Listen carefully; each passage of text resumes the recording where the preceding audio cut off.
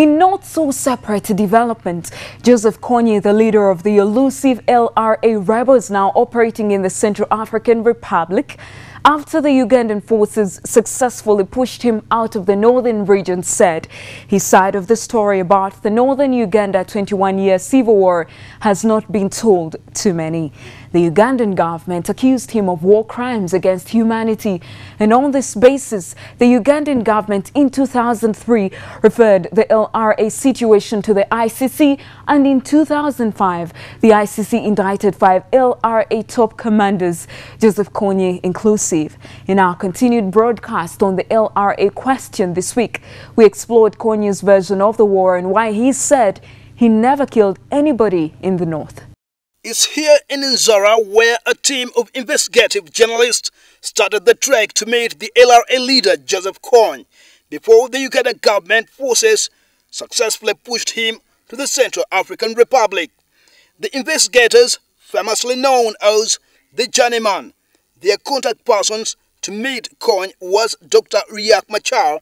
At the time, he was the chief mediator of the Juba talks that were aimed at having the prolonged war ended on table talks. 20,000. Oh, they're going to buy arms. We are credible. What we do, we are transparent. Okay, thank you very much. It's from here that the SPLA soldiers played a central role for the investigators to meet Kony and his fighters.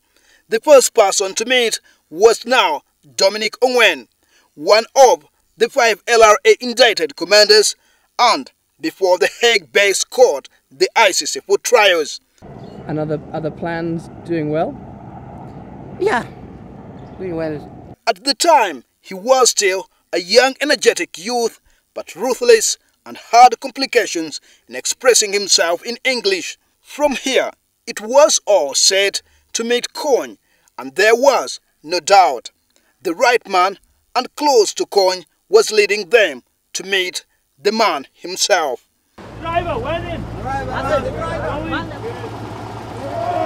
Here they finally meet Kony with his fighters. Among them is the late Brigadier Vincent Oti.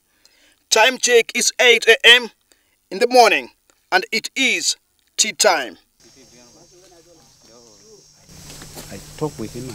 The conversation is on, and the late Brigadier Vincent Oti, eloquent in English, tells the investigators that their fight is God-driven. So this is the emblem of the Lord's Resistance Army. In the middle of the heart is the 10th commandment of God. We are fighting to defend the 10th commandment of God because people are not following the 10th commandment of God. Kony says his going to the bush is genuine and aimed at liberating Uganda. We want the people of Uganda to be free. We want the people of Uganda, let me say it inside that we are fighting for democracy. We want people to be with total democracy. Here he tells the team that he's a freedom fighter. I'm not guilty. I'm not guilty. I'm not guilty. At this time it is very difficult to do. But when we talk this peace talk, and that peace talk, when we talk and everything is finished well, we go. As to whether he is a freedom fighter, your answer can as well be as good as mine. Now, direct talks between the government delegation and the opposition aimed at restoring sanity in Kampala kicked off this week, with the legal teams from both sides directed to meet and explore an alternative solution. The meeting also ordered all the participants to stay clear of inflammatory language, with only the Prime Minister and the Leader of Opposition authorized to give out any information to the public. Joseph Sabiti reported. Talks between the two warring sides in the politics of Kampala finally kicked off Tuesday morning as the two sides held the first direct talks at the office of the Prime Minister next to Parliament buildings. Prime Minister Dr. Ruakana Rugunda led the government delegation that included Chief Whip Justin Kasule Lumumba, Presidency Minister Frank Tumwebaze, Deputy Attorney General Frederick Ruhindi, and Deputy Caucus Chairman David Bahati. The opposition side, led by the leader of the opposition in Parliament, Wafula Ogutu, included Medard Segona, the Shadow Minister for Justice and Constitutional Affairs, Shadow Attorney General Abdu Katuntu, and Shadow Kampala Minister Angelino Sege. The leader of the opposition, Honorable Wafula Ogutu, and his team, and myself, and the team from government have had a good, candid, and useful discussion over the issues of governance of KCCA. We have agreed to meet again in the course of next week to continue the discussion. The meeting agreed that the legal teams from both sides should meet and explore possible solutions on how the impasse that has brought chaos to City Hall can be resolved. It was also agreed that participants in the meeting stay clear of making controversial statements to the media that could derail the talks, as the privilege was based on the two principles in the talks. The talks, if successful, could see Lord Mayor Erias Lukwago return to office after over a year in the political cold after controversial impeachment. The meeting is set to convene again after 7 days, with the legal teams expected to deliver feedback and forge way forward. Sabit Joseph, WBS Television, Parliament. This is Week in Focus on WBS TV. Stay with us for more stories still to come.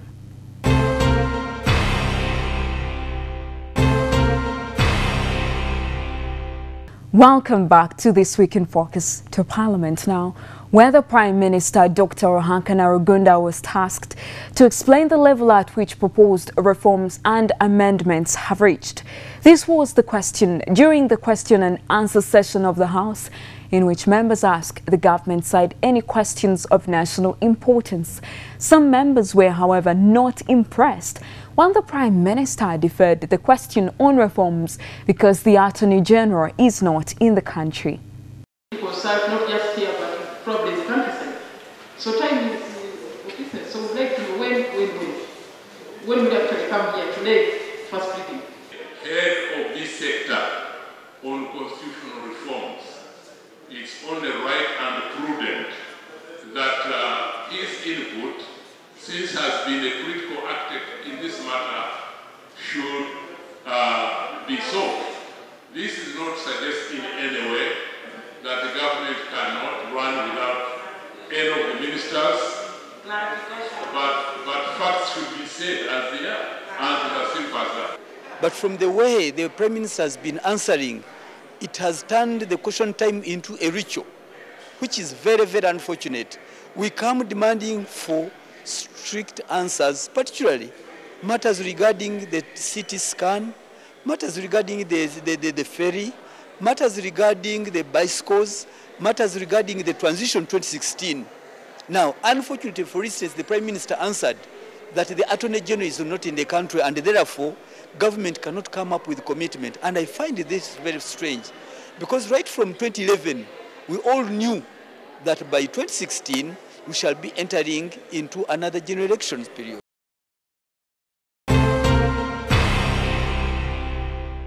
The Uganda People's Defence Forces Joint Chief of Staff Major General Wilson Mbadi revealed this week that troubled UPDF General David Sejjusa does not deserve any salary since he did not render any services to the forces during the period he went absent without leave, AWOL, in self-exile in the United Kingdom. Our senior political reporter Timothy Sibasi reported. Major General Mbadi wrote in a statement issued on February 19th that the army does not see reasons to pay General David Sejjusa since he was not offering any service to the forces during his period of absence while in exile. This statement reads, open quotes, "This is to inform you that by definition, salary is a fixed payment at regular intervals for service. This means that salary is not automatic payment but must be worked for," close quotes, Mbadi wrote in parts. However, General Sejjusa's lawyers are disputing Major General Mbadi's assertions. We wrote to UPDF requesting them to pay him his salary and all the necessary emoluments, since he's still a serving officer, he has not been retired. And Yesterday we received a response from UPDF saying that he's not entitled to any salary at all, especially for the period he was out of the country. However, the letter is silent about the period since he came back. We find this unacceptable, and it is a form of slavery. It is now very obvious that this UPDF, it is acting in bad faith. In response to this statement, Body says, open quotes, during the period claimed for, General David Sejusa was neither at work nor was he rendering services to UPDF. Furthermore, his absence was not authorized by his employer. Therefore, he cannot be entitled to any salary for the period in question. Close quotes. However, General Sejusa's lawyers say the fact that their client is still required to wear a military uniform and has never been retired, he is entitled to a salary. Timothy Sibasi, the Star Vision, Kampala.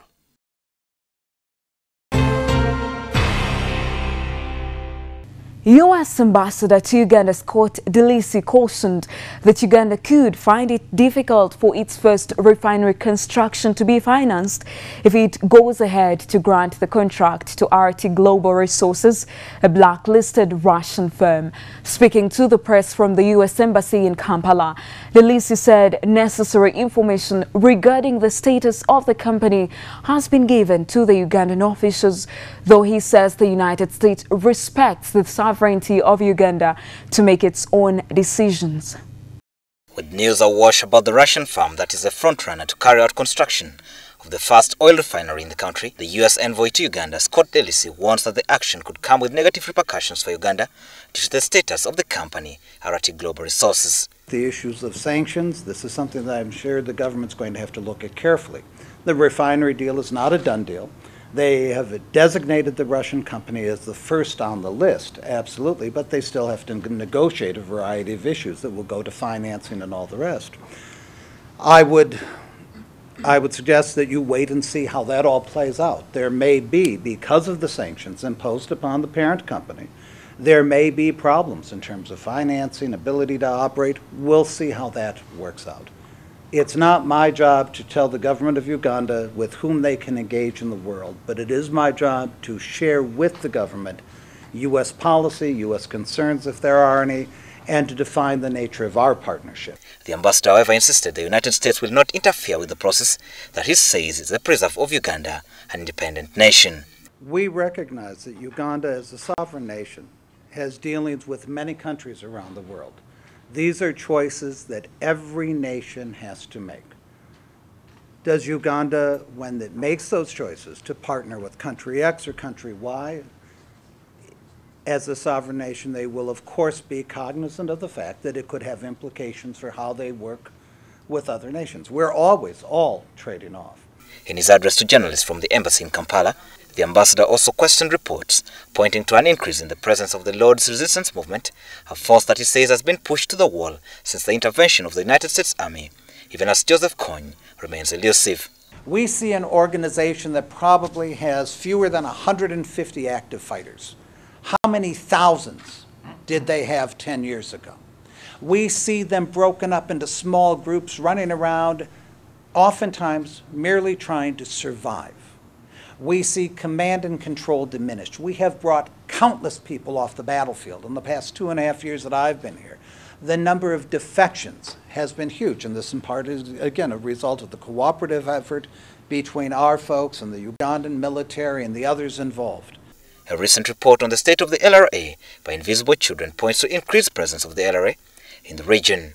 On the unending bickering in the neighboring South Sudan, the U.S., according to the ambassador, is closely watching the peace talks, with sanctions to be imposed on the leaders if the ongoing talks do not yield results.